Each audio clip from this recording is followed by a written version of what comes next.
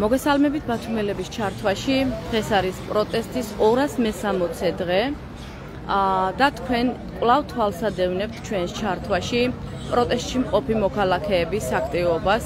შეკრების ადგილი არის ისევ საკონსტიტუციო სასამართლო ბათუმში და იცით რომ ამ პროტესტის მთავარი მოთხოვნები არის დაინიშნოს ახალი საპარლამენტო არჩევნები ქვეყანაში, რომელიც უნდა ჩატარდეს სამართლიან გარემოში. ასევე მოქალაქეების მოთხოვნა არის მთავარი, რომ გათავისუფლდნენ სინდისის პატიმრები და იცით რომ ამ დროისთვის 65-მდე სინდისის პატიმარი იმყოფება ტყვეობაში და ასევე, რა თქმა უნდა, საქართველოს მოქალაქეები მოითხოვენ, რომ საქართველო დაუბრუნდეს ევროინტეგრაციის გზას, რადგან ეს კურსი ქართული ოცნების ხელისუფლებამ ქვეყანას შეუცვალა 2024 წლის საპარლამენტო არჩევნების შემდეგ, თუმცა ამ არჩევნების შედეგებს იცით რომ საქართველოს მოსახლეობა არ აღიარებს და მას შემდეგ რაც ოცნების პრემიერ-მინისტრმა ყობახიძემ განაცხადა, რომ ისინი აჩერებდნენ ევროინტეგრაციის პროცესს, სწორედ ამას მოყვა ამ განცხადებას მასობრივი ღელვარება ქვეყანაში და ამ განცხადებიდან ფაქტობრივად მე-9 თვეა ქვეყანაში არ წყდება ხალხის პროტესტი. ასევე შეგახსენებთ, რომ სინდისის პატიმრების სასამართლო პროცესები გაიმართა დღესაც. თქვენ იცით, რომ დაკავებულია პოეტი, ასევე ზვიად რატიანი, რომლის მორიგის სასამართლო გაიმართა დღეს 23 ივნისს. ის დააკავეს 353 მუხლით და გულისხმობს პოლიციელზე თავდასხმას. ზვიად რატიანს 4-დან 7 წლამდე პატიმრობა ემუქრება. ის დღეს არ გაათავისუფლეს პატიმრობიდან და მოსამართლემ ზვიად რატიანი დატოვა პატიმრობაში. მან ამ სასამართლოს ხდომაზე განაცხადა, რომ მისი სილა პოლიციელზე გართხმული იყო ერთგვარი სიმბოლური აქტი, ასე რომ ვთქვათ, რადგანაც ამ ფორმით მან სილა გაარტყა ქვეყანაში არსებულ ქართული ოცნების რეჟიმსა.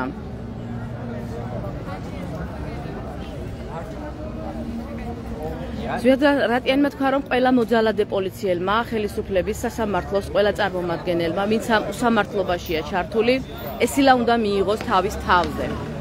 ჩემს ბუნებაში არ ზის ტკივილის მიყენება, ბიძინა ივანიშვილით დაწყებული, ეს არის სილა ყველასთვის. სწორედ ეს სიტყვები განაცხადა ზვიად რატიანმა დღეს სასამართლოს ხდომაზე და მან ხაზი გაუსვა, რომ სწორედ ეს იყო ინსპირაცია იმ უსამართლობისგან, რასაც დღეს ქვეყანაში ვხედავთ. ასევე შეგახსენებთ, რომ დღეს პატიმრობიდან გათავისუფლდა ლევან ხორავა, ბათუმის საპროტესტო აქციის მონაწილე, რომელიც 20 დღე იყო პატიმრობაში. მას პოლიციელმა თეა ღალაძემ უჩივლა შეურაცხყოფისთვის და 20 დღე ის იმყოფებოდა პატიმრობაში და დღეს მოხდა მისი გათავისუფლება. ლევან ხორავა ხო არ მოსულა დღეს საპროტესტო აქციაზე? როგორც ჩანს დღეს არ არის, მაგრამ შესაძლოა ძალიან მალე შემოგვიერთდეს და ჩვენ თუკი ამის შესაძლებლობა გვექნება, მის კომენტარსაც შემოგთავაზებთ ჩვენს ჩართვაში. მეგობრებო, ასევე შეგახსენებთ, რომ აგვისტოს ბოლოს ფაქტობრივად ქართული ოცნების ხელისუფლებას ევროკავშირისგან მიცემული აქვს დედლაინი იმისათვის, რომ მან შეასრულოს ვიზა ლიბერალიზაციისთვის აუცილებელი პირობები. ასევე რა თქმა უნდა შეწყვიტოს ქართული ოცნების ხელისუფლებამ ანტიევროპული რიტორიკა, გაათავისუფლოს სინდისის პატიმრები და ქვეყანა დააბრუნოს ევროინტეგრაციის გზაზე. თუ ეს პირობები არ შესრულდება, ბუნებრივია ქვეყანა დგება იმ ძალიან დიდი რისკის საფრთხის წინაშე, რომ საქართველოს შეუჩერონ თავისუფალი მიმოსვლა ევროპასთან და იცით რომ ეს ძალიან დამაზიანებელი და დამანგრეველი იქნება ამ ქვეყნის ევროპული მომავლისთვის და ბევრი კუთხით იქნება ეს დამაზიანებელი, იმიტომ რომ იცით რომ ამ ქვეყანაში არის ძალიან მაღალი სიღარიბის მაჩვენებელი, უმუშევრობა არის ძალიან მაღალი, ჯანდაცვისა და განათლების სერვისები არ არის ისე განვითარებული, როგორც ევროპაში და განვითარებულ სხვა ქვეყნებში. ამიტომ ვიზა ლიბერალიზაციამ ჩვენი ქვეყნის მოსახლეობას მისცა შესაძლებლობა, რომ არა მარტო დასაქმდნენ ევროპაში და ღირსეული ანაზღაურება მიიღო თუნდაც დროებით სეზონურ სამუშაოებზე, ასევე ჯანმრთელობის მაღალი სერვისები მიიღო და თქვენ იცით, რომ ძალიან ბევრი ადამიანი, რომლებსაც მძიმე დიაგნოზი დაუსვეს და რომლებსაც ფაქტობრივად არ მიუწვდებოდათ ხელი იმისთვის, რომ ამ ქვეყანაში მიიღოთ ხარისხიანი კვალიფიციური და რა ვიცი შესაბამისი, ასე რომ ვთქვათ, მკურნალობა და ჯანდაცვის სერვისები, ისინი მიმართავდნენ ევროკავშირის ქვეყნებს, განსაკუთრებით იცით, რომ საფრანგეთში მიდიან ასეთი მძიმე პაციენტები და საფრანგეთი ფაქტობრივად ამ ადამიანებს უფასოდ მკურნალობს და სრულ სერვისს თავაზობს და არაერთი გადარჩენილი ადამიანის სიცოცხლე ვნახეთ ამ წლების განმავლობაში, არაერთი ბავშვის, არაერთი ზრდასრულის და ასე შემდეგ. და ფაქტობრივად ეს გზა, ეს შესაძლებლობა ეკეტება ჩვენი ქვეყნის მოქალაქეებს იმ შემთხვევაში, თუ ევროკავშირი ჩვენ გაგვიუქმებს ვიზა ლიბერალიზაციას და ქვეყანა აღმოჩნდება ამ იზოლაციაში, უპერსპექტივობასა და მართლა რეალური ომის წინაშე დადგება ეს ქვეყანა, იმიტომ რომ ევროპისგან დაშორებული საქართველო მიიღებს მხოლოდ რას აგრესორ რუსეთს, რომელსაც საოკუპაციო ხაზი აქვს ჩვენს ქვეყანაში, ჩვენს მიწა-წყალზე გავლებული და ეს ქვეყანა მარტო დარჩენილი სტრატეგიული პარტნიორებისგან და მეგობარი ქვეყნებისგან დარჩება სწორედ აი ამ აგრესორი რუსეთის პირისპირ და ჩვენ ძალიან კარგად ვხედავთ, რომ სამხრეთ კავკასიაში ჩვენმა მეზობელმა სახელმწიფოებმა ძალიან კარგად გააცნობიერეს ის, რომ რუსეთთან პარტნიორობა ნიშნავს სწორედ ომს, მუდმივ, ასე რომ ვთქვათ, საომარ მდგომარეობაში ყოფნას და არა ევროკავშირთან სიახლოვე და მეგობრობა და ჩვენ ერთი კვირის წინ დავინახეთ სწორედ რომ სომხეთმა და აზერბაიჯანმა თეთრ სახლში ხელი მოაწერეს სამშვიდობო შეთანხმებას და ეს შეაფასეს როგორც მართლა ისტორიული ფაქტი, იმიტომ რომ 300 წლის განმავლობაში მსგავსი რამ არ მომხდარა და თქვენ იცით, რომ მაშინ როცა თითქოს რუსეთი ითავსებდა ამ მენტორობის სამშვიდობო მენტორის როლს, ჩვენ დავინახეთ, რომ ეს მშვიდობა რეალურად ვერ დამყარდა სომხეთსა და აზერბაიჯანს შორის და ეს კიდევ ერთხელ მიანიშნებს იმაზე, რომ რეალურად მშვიდობა მოდის დასავლეთიდან, რომ დასავლეთია მშვიდობის და კეთილდღეობის გარანტი, მათ შორის კავკასიაშიც და არა რუსეთი, რომელიც იკვებება რეალურად კონფლიქტებით, სეპარატიზმით, ომის მუქარით და ასე შემდეგ და რეალურად აი ამ მოცემულობის წინაშე ტოვებს ქართული ოცნება ჩვენს ქვეყანას, რომელიც ამდენწლიანი ბრძოლის შემდეგ მივიდა იმ შესაძლებლობამდე, რომ მას გაეხსნა ევროკავშირის ფანჯარა, ასე რომ ვთქვათ, მივიღეთ კანდიდატი ქვეყნის სტატუსი, გვაქვს ვიზა ლიბერალიზაცია, თუმცა ეს ყველაფერი, ეს სიკეთეები, რომელიც 70 წლიანი ბრძოლის შედეგად მოიპოვა ქართველმა ხალხმა, აი ახლა დგება დაკარგვის საშიშროების წინაშე და შესაძლებელია თუ ამ ყველაფერს დავკარგავთ, ეს სიკეთეები, ეს მონაპოვარი ქართველმა ხალხმა მართლა შეიძლება ათეული წლების შედეგადაც ვერ დაიბრუნოს. თუ კი რა თქმა უნდა ამ შესაძლებლობებს დავკარგავთ და რუსული რეჟიმი დარჩება ამ ქვეყანაში. ამიტომ ვფიქრობ, რომ მოქალაქეებმა, ვინც ჯერ კიდევ ვერ აცნობიერებს იმ საფრთხეებს, რა საფრთხეებიც ელოდება ჩვენს ქვეყანას, ჩვენი ქვეყნის მოქალაქეებს, ამ ქვეყნის დემოკრატიულ განვითარებას, ვფიქრობ, რომ უნდა გააცნობიეროს დროულად და ამაზე მოახდინოს, გააკეთოს რეაგირება. ჩვენ შევეცდებით, რომ აქ მყოფი ადამიანების მოსაზრებები მოგასმენინოთ შეძლების დაგვარად ქვეყანაში მიმდინარე პროცესებთან დაკავშირებით და ადევნოთ მათ მოსაზრებებს თვალი. მეგობრებო, საუბრობთ, მაგრამ მაინც შევეცდები, რომ ბათუმელების მკითხველთან გაგასაუბროთ, მოვასმენინოთ თქვენი მოსაზრებები. ვესაუბრებოდი ახლა მოგესალმებით იმასთან დაკავშირებით, რომ ქვეყანა დგას ვიზა ლიბერალიზაციის დაკარგვის საფრთხის წინაშე, ხო?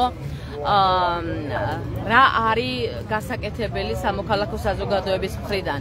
ნუ ცხადია, პროტესტში ვახარი მთელი ქვეყანა, ფაქტობრივად 9 თვის განმავლობაში, მაგრამ რა არის კიდევ ვთქვათ გასაკეთებელი? ხომ არ არის საჭირო ვთქვათ, რომ აი ამ კუთხით ისაუბრონ თუნდაც პროტესტში მყოფ მოქალაქეება უფრო აქტიურად ან თქვენ როგორ უყურებთ ამ საკითხს რა? საერთოდ ბევრს ვფიქრობ რა შეიძლება მეტი გავაკეთოთ. ყველაფერი უკეთესი ვერ მოვიფიქრეთ, მაინც გამოსავალი მაინც ბევრ ხალხში არის. და აი ჩვენ უნდა მოვახერხოთ რაღაცნაირად კომუნიკაციები ჩვენს ირგვლივ მყოფებთან დავამყაროთ და ამ თემაზე ვესაუბროთ. იმიტომ ასე თუ ისე როგორც ხედა პოლიტიკოსები ვერ ახერხებენ თუ არ ახერხებენ, არ ვიცი, ალბათ რესურსები გამოაცალეს, მაგრამ ჩვენ თვითონ ადამიანს თუ იქნება რამე თავშეყრის ადგილები, მე ბოლოს ეს დავიწყე. თუ იქნება სადმე დაბადების დღე, სამეგობრო. იყო პერიოდი რაღაცნაირად არ მინდოდა იმდენად გასვლა, მაგრამ ეხლა ჩამიფრებული მაქვს, რომ ვისაუბრო ამ თემაზე. ანუ თქვენ ფიქრობთ, რომ თითოეული ადამიანის დონეზე უნდა მიიტანოს? ეს გამოსავალი არის ამაზე ვისაუბროთ და სწორი ინფორმაცია მივაწვდით ხალხს. არ არიან მაინც ინფორმირებული, აი ვინც უსმენს იმედს, ისინი არიან მოწამლული პროპაგანდით. და აი საპირისპირო რაღაცა აზრი ჩვენ უნდა მივაწვდოთ. აი იმ ადამიანებს, ვისაც ესაუბრები, ხედავენ რეალურ საფრთხეებს, რას დაკარგავენ ისინი, იმიტომ რომ ვიზა ლიბერალიზაცია არ არის თქვა მხოლოდ მოგზაურობა, ხო, რაღაც კომფორტული გადაადგილება ევროპაში, ის სასიცოცხლო მნიშვნელობის საჭიროებებზია, ხო? მიბმული დასაქმება, ჯანდაცვა, განათლება, ბოლოს და ბოლოს ოჯახის წევრების მონახულება, ეს თუ აქვთ გააზრებული? აი ვიწრო წრეში, როდესაც ამაზე საუბრები მიდის, თავდაპირველად მოდის შეპასუხება აი იმედის და პროპაგანდისტული მესიჯ ბოქსებით, მაგრამ როცა არგუმენტად მყარად დაუყენებ რაღაცას და უსახელებ, ჩუნდებიან, რამდენად დავარწმუნებთ ამაში, ნუ და მეთანხმებიან, მაგრამ შეიძლება ისე ეს ღრმა არ იყოს, ამაზე არის ძალიან დიდი სამუშაო. ანუ ალბათ თითოეულმა ჩვენთაგანმა უკვე საკუთარ თავზე უნდა ავიღოთ ეს თუ ამას პოლიტიკოსები ვერ მადლობა. განათლებაში მაინც ყველაზე თავარი გამოსავალი არის განათლებული ადამიანი. აჰა, დიახ, თქვენ ხარ გაქვთ ორველი, კარგით. მადლობა. შევეცდები რომ გავესაუბრო კიდევ სხვა ადამიანებს. მოგესალმებით მეგობრებო, ხომ არა გაქვთ სურვილი ბათუმელების ეთერში ისაუბროთ ვიზა ლიბერალიზაციის პრობლემაზე? კარგით, მადლობა.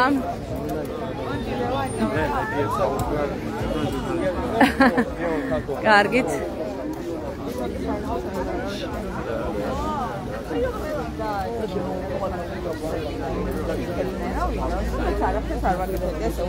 მეგობრებო, გამარჯობათ. ბათუმელებს თუ გაესაუბრებით, ვიზა ლიბერალიზაციის საფრთხეების საუბრობდით, რომ შეიძლება ქვეყანამ აი ეს მონოპოვარი დაკარგოს, ხო? იმიტომ რომ იმ პირობებს არ ასრულებს ქართული ოცნების ხელისუფლება, რაც დაუყენა ევროკავშირმა, რაც აუცილებელია იმისთვის, რომ შესრულდეს ეს პირობები, რომ გაგრძელდეს აი ეს თავისუფალი მიმოსვლა და რას ფიქრობთ ამაზე? პირადად თქვენ თუ გისარგებლიათ, რას სიკეთეს იღებთ როგორც მოქალაქე და მე ვიყავი მოხალისე 6 თვით პოლონეთში და პოლონეთში მივხვდებით იმისა, რომ ევროკავშირში ისეთი განვითარებული ქვეყანა არ არის, მაინც ძალიან მილიონჯერ უსწრებს საქართველოს, თუნდაც ეკონომიკური კუთხით, თუნდაც განათლების სისტემით და ასე შემდეგ, მაგრამ ამ ყველაფერს რო თავი დავენებოთ, მე მინდა გავიხსენო ქართული ოცნება, მაშინ როდესაც ჩვენ გავაფორმეთ ასოცირების ხელშეკრულება ევროკავშირთან მიმართებაში.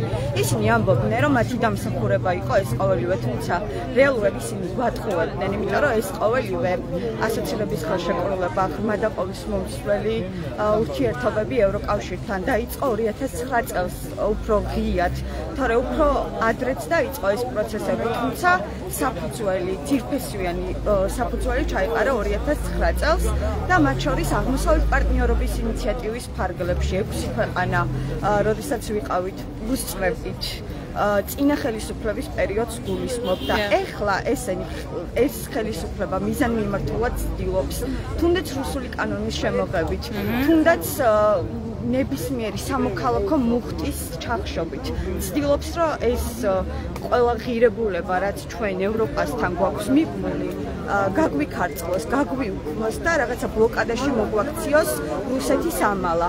და ეს, რა თქმა უნდა, რუსულ მთავრობას ამას, რა თქმა უნდა, ჩვენ არ შევარჩენთ. და მე ხო იმით დავიწყე და რაღაც სხვა თემაზე გადავედი.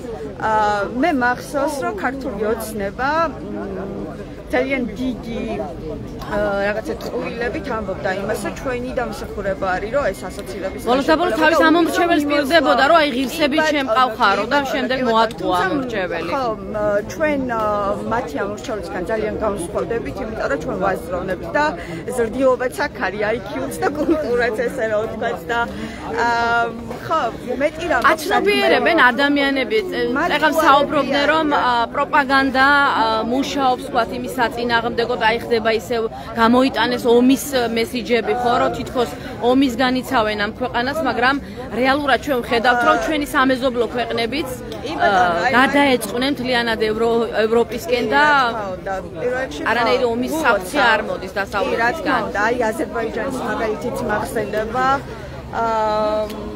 რომ თითქოს დავით გარეჯი ჩვენია წინა საარჩევნო კამპანია ამაზე იყო აწყვილი და რა თქმა უნდა ეს ბუნებრივია დიქტატურას ესახლავს ყველა ჯერზე რომ რაღაც ტყუილებში უნდა იყოს გარკვეული და რაღაც ტყუილით ყვებოს საზოგადოება და იმას ეკონომიკურ მდგომარეობას რომ რეალურად მართლა შიმშილისგან ადამიანები თავს იკლავენ ხელფასი რაღაცა მინიმალური ანეზღაურებაც კი არ არის და რაღაცა სრული სიდუხჭირია ქვეყანაში რაღაც ვაპროტესტებთ გავართ მაგრამ თითქოს შედეგი არ არის ან მე მაგალითად ნიჰილისტურად მაინც არ ვარ განწყობილი მიუხედავად ამდენი ღიანი ბრძოლისა იმიტომ რომ მე პირადად მგონია რომ ბრძოლა აუცილებლად ჩვენ სასარგებლოდ დასრულდება და ის ნამღვაწარი რაც თუნდაც წინა ხელისუფლების პერიოდში დაიდო და დღემდე წინა ხელისუფლების ეს საფუძველი გააგრძელა სამოქალაქო საზოგადოებამ, დიახ, მხოლოდ სამოქალაქო საზოგადოებამ, იმიტომ რომ ქართული ოცნება ევროკავშირთან ინტეგრაციაში 2012 წლიდან მოყოლებული არაფერ შუაში არ არის. აი თქვენ თქვით რომ პოლონეთში დავდიოდი სამუშაოდ, ხო? სამუშაოდ არა, უბრალოდ ვიყავი ერასმუსის პროგრამით. კი ბატონო, კი ბატონო. თუმცა პოლონეთი არის ის ქვეყანა, სადაც ერთ-ერთი დამსაქმებელი ქვეყანა ასე რომ ვთქვათ, საქართველოს მოქალაქეები, სადაც ლეგალურად შეუძლიათ დასაქმება და თუ აქვთ ადამიანებს გააზრებული, ან რა შეიძლება მოუვიდეთ ამ ხალხს, ხო, ვინ დღეს ვთქვათ ოჯახებს არჩენენ, ისინი თუნდაც 3 თვიანი, 6 თვიანი და ასე შემდეგ სამსახურებით, ფაქტობრივად ამ ოჯახებს წირავს ხელისუფლება, ხო და მოქალაქეებსაც.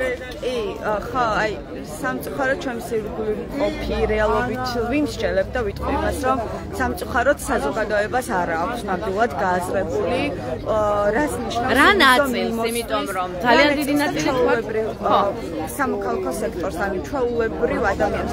მოკლედ, ქართული ოცნების მოწინააღმდეგე მხარე ბანაკში ვინც ვართ, ყველა იმათგანს ანუ თქვენ ფიქრობთ, რომ იმათზე ვისაც ისევ მუშაობს პროპაგანდა, ეს ხალხი ვერაცნობიერებს? იმათზე და ნაწილი ჩვენი ფლანგიდანაც შეიძლება ითქვას, იმიტომ რომ მათ გონიათ, რომ რაღაც სამოქალაქო მუშტი, სამოქალაქო პროტესტი ამის ფონზე რომ ვიზა მიმოსვლის შესაძლებლობას დავკარგავთ იფეთქებს და რაღაც განმეორდება წინა მასშტაბები აქციის, მაგრამ ჩემი აზრით უამრავი მაგალითი იყო აქამდე, რომ მასშტაბები არ შემცირებული იყო და პირიქით გაზრდილი იყო. ჩვენ თვითქოს რაღაცნაირად აი ნორმალიზებას ახდენენ ძალადობის ყოველდღიურ რეჟიმში რაც ხდება რაღაც ძალადობის ნორმალიზება და თვითქოს შევეჩვიეთ ამ ყველაფერს, მაგრამ საბოლოო ჯამში რა თქმა უნდა ჩვენ არ შევეგუებით რუსეთს და ძირს რუსეთის დამყარი იმპერია. აუცილებლად დავამარცხებთ მათ და აუცილებლად გავხდებით ევროპული დებულებების ნაწილი, იმიტომ რომ ეს ჩვენ მოგწევს და ხშირად აი ჩვენ მოწინააღმდეგე მხარე, მაგალითად ქართული ოცნების ტიტუშკებიც კი გვეუბნებია, რომ აუცხად იყო ევროპა, რომ ჩვენ ვეფხის ყავსანი გქონდაო და ასე შემდეგ, მაგრამ ვეთანხმები რა თქმა უნდა, აი უძლიერესი ნაწარმოები არის და თუ კი ეს ნაწარმოები პირიქით მუშაობს ხო იმ საზოგადოების მოსაზრებაზე, რომ ჩვენ ყოველთვის ვიყავით ცივილიზებული სამყაროს ასე რომ ვთქვათ ნაწილი და ჩვენი არჩევანი არის განვითარება და არა რაღაც უკუსვლა სიბნელისკენ, ხო? კი, რა თქმა უნდა, მაგრამ იცით რატო გამახსენდა ეს მომენტი? სამოქალაქო, ანუ საგანმანათლებლო მასალებიდან ამოიღეს ილია ჭავჭავაძის ნაწარმოები და სხვა იგი რაღაც ნაწარმოებები ამოიღეს და შათა რუსთაველს რო ვერაფერი ვერ უყვეს, აი ბათუმში გემახსოვრებათ ალბათ აფორიზმები იყო ქუჩაში ქუჩაზე და ყველაზე სამყო ქუჩა იყო ჩემთვის რომ რაღაცა მიდიხარ და კითხულობ აფორიზმებს მაგრამ ესეც კი გაგვიქრეს მაგრამ ანუ არ შერჩებათ ამათ არაფერი რა სამართლიანი სასამართლო გაასამართლებს ნამდვილად ქართულად ძალიან დიდი მადლობა რომ გაგვიზიარეთ თქვენი მოსაზრება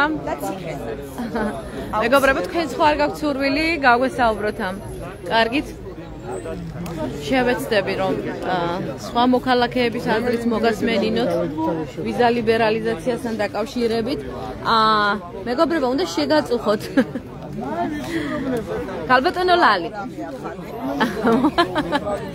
მოგესალმებით ზესუმზირის მირთმევის საშუალება არ მოგეცით მაგრამ რახან მაინც ძალიან რთულ პერიოდში გვიწევს ცხოვრება ყოფნა და ეხლა კიდევ შეიძლება ეს ხიფათი გაიზარდოს იქედან გამომდინარე რომ შეიძლება შეუჩერდეს ამ ქვეყანას ხო ერთ-ერთი ყველაზე დიდი სიკეთე რაც ევროპისგან მივიღეთ თავისუფალი მიმოსვლა მხოლოდ იმიტომ რომ ქართული ოცნება არასრულებს პირობებს და აზიანებს საქართველოს ასე რომ ვთქვათ ევროპულ გზას ხო რას ელოდებით პირადად თქვენ და რა შეიძლება რომ იმოქმედოს ხალხმა იმისთვის რომ არ დაკარგოს ეს უპირატესობა და ეს პრივილეგია მართლა რა როგორც არის რეალურად ჩვენთვის და ჩვენი ქვეყნისთვის მე მგონია რომ ეს ის საკითხია სადაც აბსოლუტურად არ არსებობს პოზიცია ოპოზიციის დამოკიდებულება იმიტომ რომ ეს ის საკითხია რომელიც ყველას გვეხება და ვერ წარმომიდგენი ადამიანი ვისაც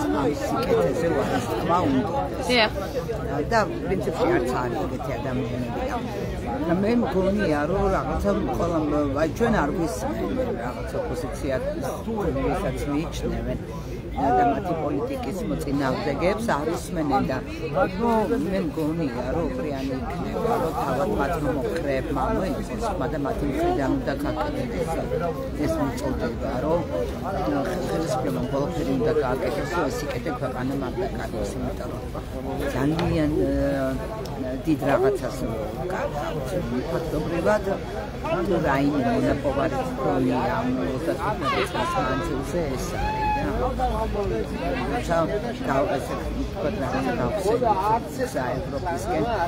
ეს არ არის უბრალოდ ის რომ ვიღაცამ ევროპაში რა თქმა უნდა რაღაც ისეთი დამატებითი კომფორტის ის გახსნას საზღვრები თავისთვის ეს არის სასიცოცხლოდ მნიშვნელოვანი ამბავი იმიტომ რომ ვიზა ლიბერალიზაციის შედეგი არის ის ძალიან ბევრი ადამიანი მოგონავს ვიზა ლიბერალიზაციის შედეგი არის ის რომ საფრთხიან სამუშაო ვიზიტით მიდიან ქართველები ევროპაში და ეს არის ძალიან დიდი შეღავათი და ძალიან დიდი კომპენსაცია იმ მატერიალური სიტუაციის რაც ეს ქვეყანაში არის და მგონია რომ ეს თან იცით ხანდახან არის რომ ზოგჯერ მის აი ძალიან კარგი იქნება თუ ამას დავკარგავ და რაღაცა მგონია რომ არის ფერშის როლ არავისთვის არ იქნება ეს კარგი ეს ხელისუფლებას კარგს არაფერს არ მოუწევს პირიქით და ჩავიკეტებით საკუთარში ეს ანუ შეიძლება რეპრესიები უფრო გააძლიეროს შემდეგ ოცნებამ და იზოლაციაში მყოფი ხალხისთვის ალბათ უფრო მტკივნეული იქნება ამას გულისხმობ. გაძლიერებაც შეიძლება მოყვას, მაგრამ როდესაც აი ესე დახურულ სივრცეში რეპრესიები ძლიერდება, იქ ამერიდები ძალაც მოქმედებს და მე ყველაზე მეტად მაგის მეშინია რომ თავი პროცესები არ წავიდეს ქვეყანაში, რომელიმე ერთი პოლიტიკური პარტიის მიერ განხორციელებული ქმედებები ასეთ ისე მართლადია. ანუ თქვენ ფიქრობთ რომ შეიძლება შიდა უკონტროლობა რაღაც დაპირისპირების მუხტი გაიზარდოს? იცით რა, როცა ეს არ იყო, ხო, აი მაშინ რომ ჩვენ რაღაცერად ისე გადავსულიყავით ეს ბელორუსის შემთხვევაში მოხდა, ხო? იმ მოცემულობაში, რა მოცემულობასაც ახლა გვიყურებს სასამართლოს, ხო? მაშინ არ იქნებოდა ესეთი მტკივნეობა. ხო, ეხლა მიღწევის დაკარგვა არ მოგონია, რომელი დემაგოგიით უნდა გაამართლოს რაღაცები ვერ მართლდება. აი რა არგუმენტი უნდა დადონ ამისთვის? რა არგუმენტს ეუბნებიან თავად თვითონ, ხო? ეუბნებიან რომ აი ჩვენ გიცავთ რაღაცა ომში ჩათრევისგან, რომ თურმე რაღაც ჩვენს ოჯახებს იცავთ, მაშინ როცა აი აგერ ჩვენს თვალწინ არასრულწლოვანი შვილის დედა კვირაობით დგას და ძიმე დაავადებების მქონე ადამიანი და ითხოვს ერთ ოთახს საცხოვრებელ ადგილს და არც ერთი ქართული ოცნების წარმომადგენელი არ ხვდება მას და ჩვენ ვიცით როგორ გამოყარეს ხო თავზე დაანგრიეს საცხოვრებელი ფართეები თბილისში თვალჭრელიძის ქუჩაზე არასრულწლოვან ბავშვებს და ესენი გამოდიან და ეუბნებიან რომ ქართულ ოჯახებს ვიცავთო და რაღაც ღირებულებებზე საუბრობენ რომელზეც თავადაც ვერ ჩამოყალიბდნენ ჯერ რა ღირებულებებია ხო და მაშინ რაზე დგას მათი პროპაგანდა? იცით რა არის მათი პროპაგანდა არანაირ ლოგიკურ ახსნებზე არ დგას ეს დგას რაღაცა ინსტინქტებზე რაღაცა ყველაზე უფრო ველურ და შინაგან ინსტინქტებზე იმიტომ რომ არც ერთი არგუმენტი აი თუნდაც მქონია საუბარი მათთან და ესაც ვცდილობ ხოლმე იმიტომ რომ მე მასწავლებელი და მე არ ვცდილობ ყოველთვის რა მხარი არ იყო ამ ჩემს მოსწავლესთან მიმართებაში ამ ჩემს შრომებთან მიმართებაში როცა საუბრები გვაქვს ხო აი ძალიან იჭედებია და ლოგიკაში ხო ხოთა მე რაღაცა პრივატულ რაღაცაში გადაიტანე და ამით მაძლევენ იმის საშუალებას არგუმენტები არ არის მაგრამ მას ასე იცით რა არის რწმენას არგუმენტები არ ჭირდება და როდესაც რწმენის დონეზე არის რაღაცა კითხები ხო და არ არის გაშლილი ლოგიკის სივრცეში ხო განათლების სისტემა იმ დონეზე არ მეყვანია რომ დიალოგი და ერთმანეთის ახრის პატივისცემა და არგუმენტების გაცვლა გამოცვლა ჩვენ კულტურის ნაწილად ვერ ვაქციეთ ეს არის ყოველთვის დაპირისპირებული რომ ყოველ ჩაკეტილი ვარ საკუთარ ბავშვში და საკუთარ ბავშვთან საუბრობ ხო ჩვენ ხო ერთმანეთთან საუბარი არ გქონია მე მეც ჩემი პოდკასტი მაქვს და ყოველთვის ვცდილობ რომ განათლების საკითხებს ვეხებთ იდეებისგან და როდესაც ვცდილობ რომ აი თუნდაც მინისტრის ან სამინისტროს წარმომადგენლების დონეზე ჩავწერო რაღაცა საკითხი ყოველთვის არიდებენ თავს კურთხევა უნდათ რაღაც მაღალი ინსტანცია დებათას ითხოვენ ხო და ვერ მეწერებიან იმიტომ რომ ხო იციან რომ ეკოლოგიის კითხვები დაისმობა და ლოგიკა ვერ მუშაობს ასე დებათაში ზუსტად ეს გააკეთა ეს მეთოდოლოგიის რაღაცა ჰიბრიდი. ახლა როდესაც ლოგიკა არ მუშაობს რაღაც ესეთი აბსურდული ის გედოსკოპდა ეს მეთოდი და გადაგარი გამოხდა ისეთი სისულელე სიტყვი რომ აი ძალიან დიდ სისულელეს რომ თქვა ისეც რომ აუცილებელი არის რომ ქართველი კაცები გათხოვდეს ხო ახლა ეს ხო იმ დონის სისულელეა რომ ეს როცა ევროკავშირმა მართლა არაერთხელ ნათლად განაცხადა რომ არავინ არც ერთ ქვეყანას წევრ ქვეყანას არ აძალებენ არც თქვათ რაღაცა ესეთ ქორწინებებს და აბსოლუტურად შენარჩუნებულია ეროვნული იდენტობები ევროკავშირის ყველა წევრ ქვეყანაში. დიახ. დიახ.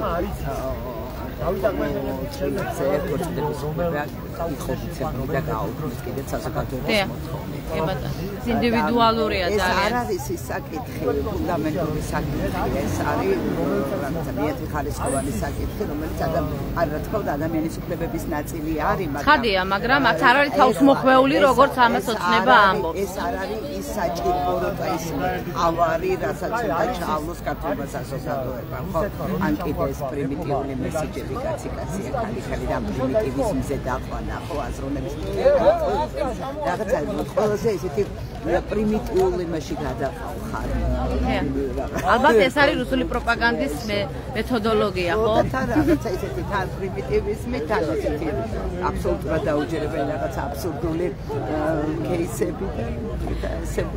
ნაზით ხო არ გინდა გაგვიზიარო შენი მოსაზრებები ვიზა ლიბერალიზაციის საფრთხეებზე, რას ფიქრობ?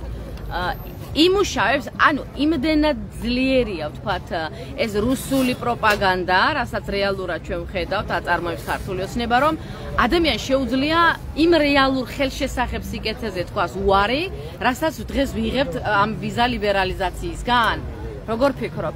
ესე კი, პროპაგანდა არის ძალიან ძლიერი, მაგრამ ახლა შეხედა არის საერთოდ გისმენთ ძალიან და ადამიანებს რომლებიც არიან ამ პროპაგანდისტული მაუწყებლობის მაყურებლები ან ხოცების მრევლი ასე რომ ვთქვათ, იმათ მიეწოდებათ მხოლოდ ერთსა და იმავე თემაზე ერთი და იგივე ნარატივი და ალტერნატიული ინფორმაციას ისინი არ იღებენ, იმიტომ რომ ეგ პროპაგანდისტული არხები არ აშუქებს იმას, რა რეალური სიკეთეებიც აქვს ევროკავშირს. ადამიანებმა თავიანთ თავზეც კი გამოსცადეს ეს იმრევში არიან ეს ადამიანები.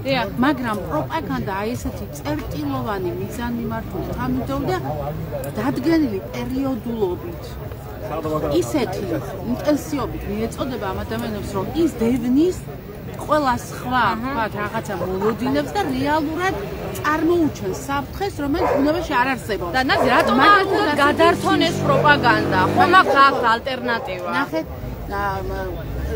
მაგას სხვადასხვა ახსნა კიდე ახლა მაგათად იგივე სერიალები, რომლებიც ძალიან დიდი დოზით შეიძლება იყოს ვთქვათ იმედზე, რუსთავი ორზე, პოზიტივზე და ასე შემდეგ, სადაც ეს ადამიანები ამას უკვე წარმოიდგინეთ, ხო რამდენი ადამიანია სახლში ზის, არ მუშაობს, მათ შორის ისეთი ასახლისები და ასე შემდეგ და ეს ადამიანები ამას უყურებს და მე შუალედებში შემოდის საინფორმაციო და ის რაღაცა იმ შუალედში რაღაცას აკეთებს, მაგრამ ეს ესმის არ გადართო, იმიტომ რომ არ გამოეპაროს, როდის გაგრძელდება. ანუ მე ვფიქრობ, რომ ის სერიალებიც ამ პროპაგანდის ნაწილია. არის ამის ნაწილი, ეგეც ამის ნაწილია და კიდევ სხვა რაღაცებისაც, იმიტომ რომ შემეცნებით რაღაც ნოდერების ამაღლების თვალსაზრისით რამე რო კეთდებოდეს, მაგას საზოგადოება მაუწყებელიც კი არ აკეთებს და ახლა იმედს და ვთქვათ რუსთავის და პოზიტივის რომლებიც ღიად პროპაგანდისტული არიან, ღიად პრორუსული არიან და რა პოსტი მე მგონი რუსულია ისეთი, ხო? ხო და ამას ეს სიკეთეები, რომლებიც ამბობენ, იგრძნოს, მათ შორის სხვა არასამთავრობო ორგანიზაციების გავლით, რომლებსაც დონორების სხვადასხვა სერვისის მიმწოდებლები პროვაიდერებად გონებდნენ ხელშეკრულებას, ხო? ეს ადამიანებიც კი ვერ აყალიბებენ იმ შეხედულებს, ანუ აზრს ვერ აყალიბებენ, მაგალითად, რომ რატო შეიძლება, რომ ეს სიკეთე, რაც რეალურად მიიღეს, ჩაანაცვლოს რაღაცა საფრთხებმა, მათ შორის რაღაცა ერთადერთი სქესიანთა ქორწინება, ანუ რაღაცა ისეთი ოქსიმორონია, ნელა ხვდები, რომ წარმოგიდგენთ თითქოს მთელი ეს საზოგადოება ჩვენი ქართული საქართველოს კაცების ელოდება იმას, როდის მივიღებთ ვთქვათ იმას რომ გავხდებით ევროკავშირში, რომ იხულოს ერთად ყველამ და წავიდეს და მიაწყდეს იმას საჯარო იუსტიციის და არეგისტროს. თუმცა ჩვენ ხო ვიცით, რომ ემიგრაციაში მილიონამდე ადამიანია საქართველოსთან, მათ შორის კაცები და მსგავსი რაღაცა არ მომხდარა მათ ცხოვრებაში, ხო დიახ. ეგ კიდე სხვა მაგრამ თვითონ ამ ადამიანებს რომ დაფიქრდნენ, აი ოდნავ ცოტა გაჭირდნენ და იმ პროპაგანდას ცოტა ხან მოწყდნენ და დაფიქრდნენ, რომ ხალხო ჩვენ ასეთი ტიპები ვართ, მართლა ამას ველოდებით, რომ ვიღაცა ძალით დაგვახორციელებს, აბსურდი არა და ეხლა რასაც უნდა ეს კაცები, ანუ ვიღაცამ ხო შეიძლება რომ კითხოს, რომ რატო წავიდა ვოლსკიშვილი რატო ცხოვრობს ამერიკაში მაგალითად, ანუ იმ რუხაძის შვილი, ან აგერ ახლა მერის მოლოვის შეფსრებად რომ დაგვიწყდეს და მაშინ ვენაში ყავს შვილი გაჩენილი, ან რა ვიცი, რომელი ერთი ჩამოტოვო. ბიძინა ივანიშვილს ყავს ბოლოს და ბოლოს შვილი ამერიკაში.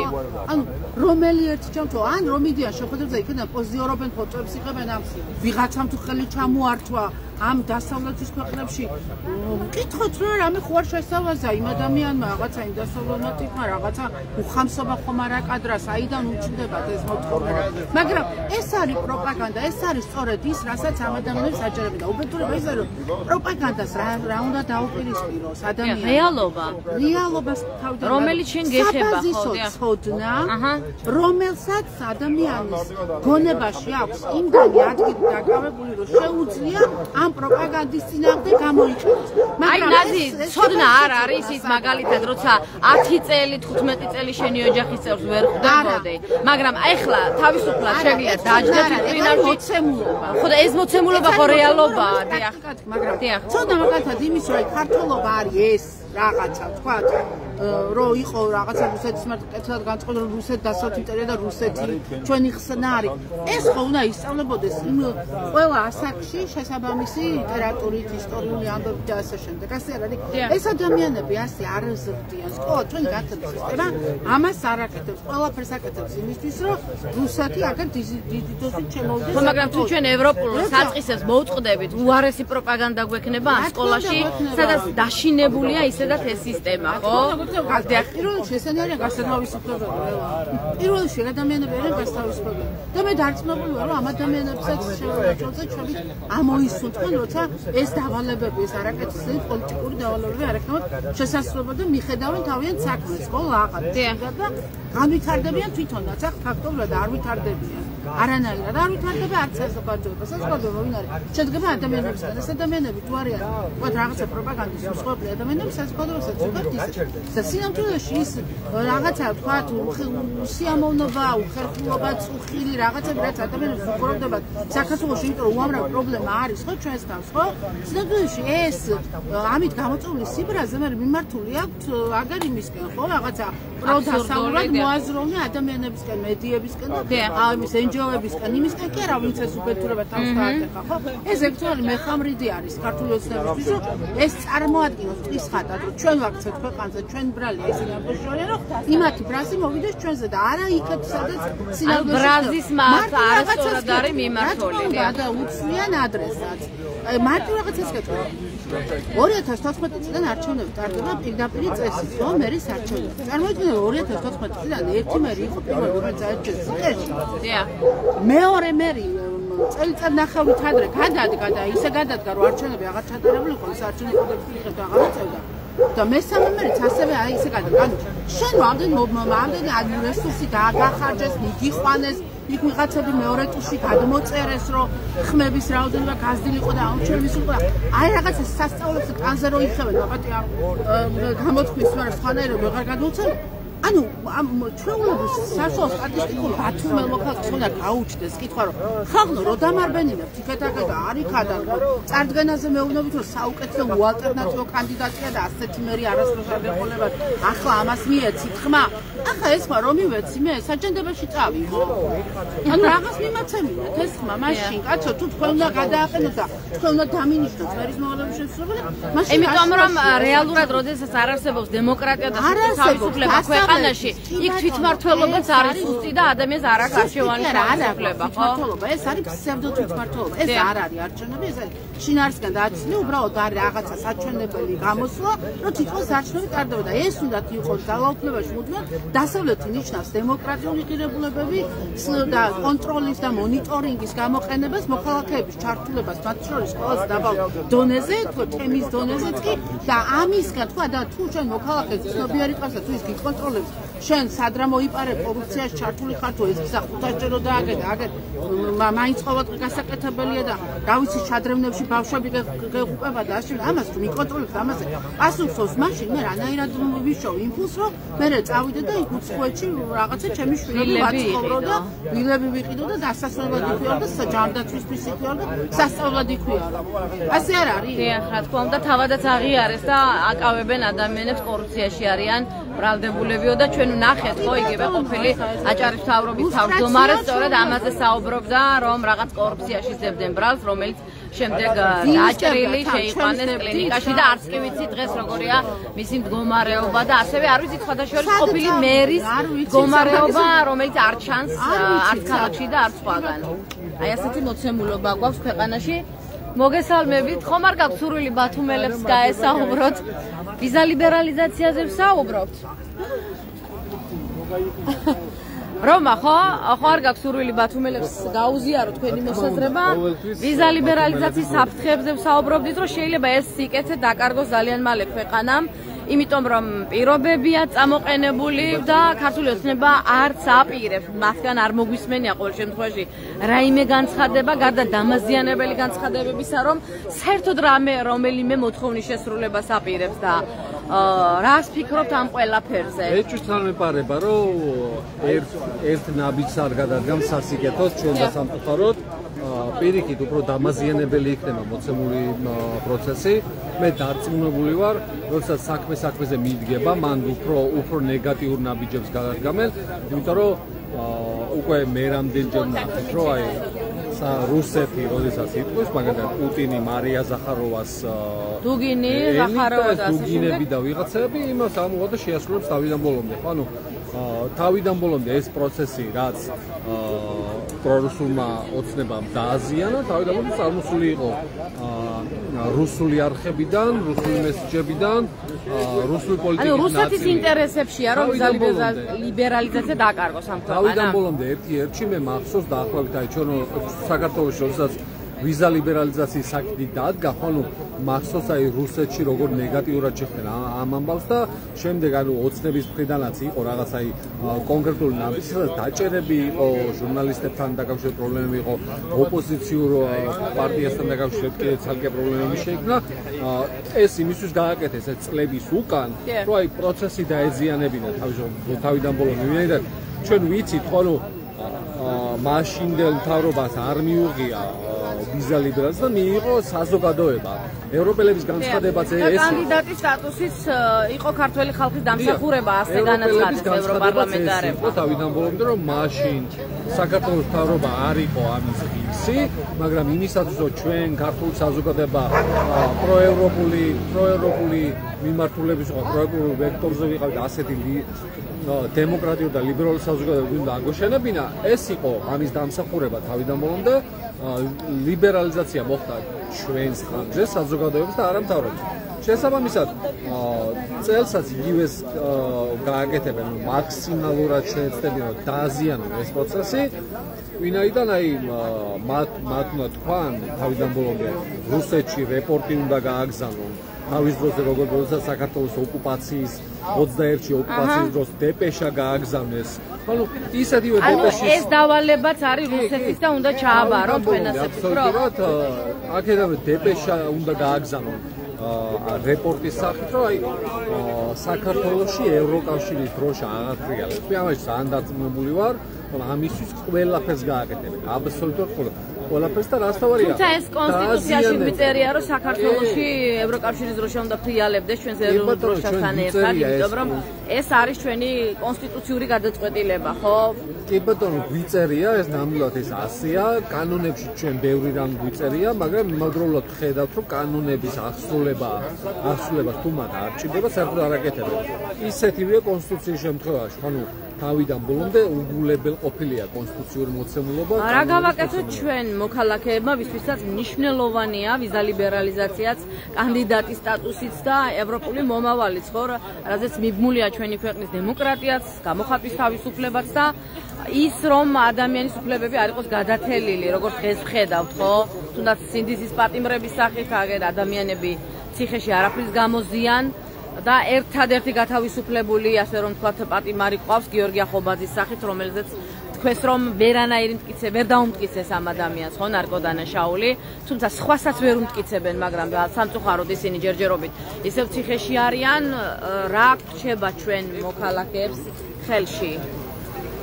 მე მოცემულ მომენტში ერთადერთ კარგ გამოსავალად მეჩვენება, რომ საზოგადოება გამოვიდეს აქ, აი საპროტესტო ტერიტორიაზე. ევროპულ პროტესტზე გამოვიდეს, ანუ როგორც ბათუმში, ასევე თბილისში, ქუთაისში და სხვა მნიშვნელოვან ქალაქებში. რაც უფრო მეტი ვიქნებით, მით უფრო დაცული იქნება ჩვენი ევროპული არჩევანი.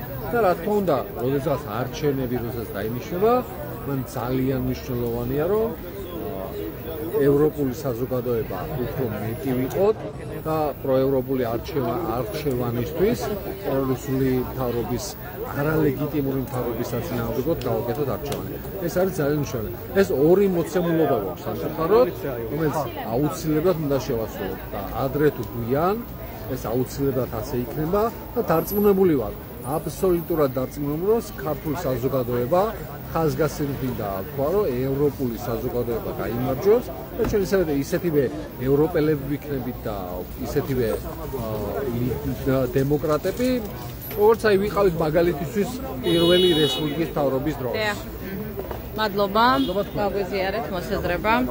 მეგობრებო, ვიცი ბათუმელების ლაივს ახლა შემოვიერთით, შეგახსენებთ რომ დღეს არის 260 დღე, როდესაც საქართველოს მოქალაქეების პროტესტი გრძელდება. თქვენ იცით რომ თითქმის ქვეყნის ყველა წამყვან ქალაქში არის პროტესტი, მათ შორის პატარა ქალაქებში სხვათა შორის, მაგრამ ბათუმში და თბილისში, ზუგდიდში ასევე ყოველდღე იმართება მოქალაქეების საპროტესტო აქციები. ეს არ შეწყვეტილა იმ დღიდან, როდესაც ირაკლი კობახიძემ განაცხადა, რომ ისინი აჩერებენ ქვეყნის ევროინტეგრაციის პროცესს და ქვეყანაში მიიღეს ძალიან მძიმე რეპრესიული კანონები, რომლითაც ფაქტობრივად იკრძალება სიტყვისა და გამოხატვის თავისუფლება და რაც ყველაზე მთავარია, ეს კანონები მიმართულია ზუსტად საქართველოს კონსტიტუციის წინააღმდეგ. ეს განცხადებაც არის ანტიკონსტიტუციური, იმიტომ რომ თქვენ იცით რომ საქართველოს კონსტიტუციის 78 მუხლის მიხედვით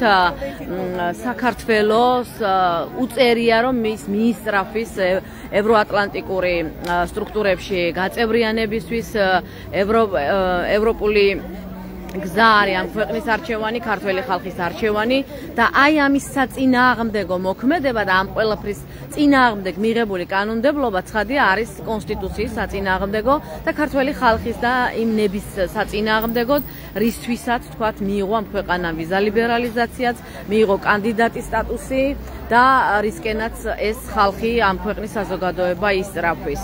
ასევე მინდა შეგახსენოთ, რომ ამ რეპრესიულ კანონებს, აი ამ პროტესტს ასევე მოყვა სინდისის პატიმრების დაკავება, ანუ იმ ხალხის დაკავება, ვინც ამ პროტესტში მონაწილეობდა. თქვენ იცით, რომ დაკავებულია 65 ადამიანი, ამ დროისთვის ერთია გათავისუფლებული, გიორგი ახობაძე, ექიმი, რომელსაც ქართული ოცნების ხელისუფლება ნარკოდანაშაულს ედავებოდა, თუმცა რამდენიმე თვიანი, ასე რომ თქვა, სასამართლო პროცესების შემდეგ ის გაათავისუფლეს სასამართლო დარბაზიდან, რადგანაც მოსამართლემ განაცხადა, რომ არც ერთი მტკიცებულება არ ქონდათ ამ დანაშაულის საწინააღმდეგოდ, დასამტკიცებლად უпростоრად, თუმცა პატიმრობაში რჩებიან დღემდე, მათ შორის მზია ამაღლობელი, ბათუმელების დამფუძნებელი, ასევე ნინო დათაშვილი, მასწავლებელი, რომლებსაც პოლიციის მანდატურზე თავდასხმას ედავებიან, ასევე პოეტი ზვიად რატიანი, როგორც გითხარით, ასევე პოლიციელზე თავდასხმას ედავებიან და არაერთი ადამიანი, სტუდენტები, მათ შორის ხელოვნების სხვადასხვა სფეროს წარმომადგენლები, მსახიობები, აი ეს ადამიანები მიუხედავად იმისა, რომ ბრალდების მხარეს ამ დრომდე არც რეალური მოწმეები წარმოუდგენიათ გარდა მათ დაქვემდებარებაში და მათ სისტემაში მყოფი პოლიციელებისა, რომლებიც სრუჩვენებებს იძლევიან ამ სასამართლო პროცესებს, სხვა ხელშესახები და არსებითი მტკიცებულებები ამ სინდისის პატიმრების წინააღმდეგ მათ არ აქვთ და ამის მიუხედავად ისინი მაინც რჩებიან ქართული ოცნების, ასე რომ ვთქვათ, პოლიტიკურ ტყვეობაში და იცით რომ ასევე ოპოზიციური პარტიის ლიდერები არიან დაკავებული, რაც ასევე პრობლემაა იმისთვის, რომ ქვეყანაში პოლიტიკური პროცესი, ვთქვათ, რაღაც სრულფასოვნად წარიმართოს და აი ამ მოცემულობაში, ამ პროტესტის პირობებში ქართული ოცნება აპირებს, რომ ჩაატაროს 4 ოქტომბერს თვითმმართველობის არჩევნები და იცით, რომ ძირითადად აქ პრორუსული განწყობის პარტიები დარეგისტრირდნენ, პროევროპული პარტიებიდან მხოლოდ 2-მა განაცხადა, ლელომ და გახარიას პარტიამ, რომ ისინი მაინც აპირებენ, რომ ამ ბრძოლაში შევიდნენ, მიუხედავად იმისა, რომ რეალურად არ არსებობს სამართლიანი მოცემულობა და გარემო სამართლიანი არჩევნების ჩატარებისთვის, მათ მაინც გადაწყვიტეს, რომ აი ამ ფორმით, ვთქვათ, იბრძოლონ, თუმცა დანარჩენი ოპოზიციური სპექტრი არ იზიარებს ამ მოსაზრებას და ფიქრობენ, რომ ეს არის მორიგი რუსული სპეცოპერაცია, რომელიც დაგეგმილია რუსეთის მიერ, მსგავსი, რომელიც ჩაატარა გასული წლის ოქტომბერში საპარლამენტო არჩევნების სახით და რომელიც არ არის აღიარებული საქართველოს მოსახლეობის მიერ და მათ შორის ჩვენი დასავლელი პარტნიორების მხრიდან, ამიტომ მოქალაქეები, რომლებიც 9 თვეა იმყოფებია პროტესტში, აქტიურ პროტესტში, მიიჩნევენ, რომ თვითმმართველობის არჩევნები ეს არის რუსული სპეცოპერაცია და არა არჩევნები ქართველი ხალხისთვის და მათი თავისუფალი არჩევანის გამოხატულება, ასე რომ ვთქვათ.